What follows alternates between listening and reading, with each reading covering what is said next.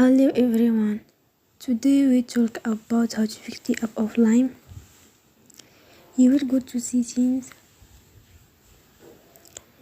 Then we click on apps.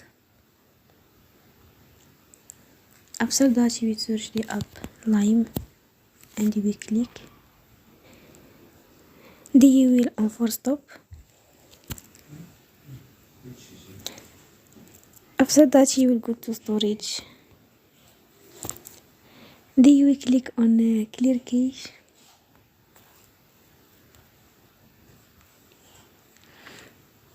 In the end, you will turn off your Wi-Fi and you will turn again.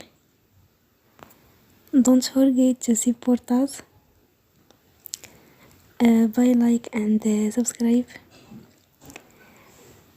See you next time and thank you for watching.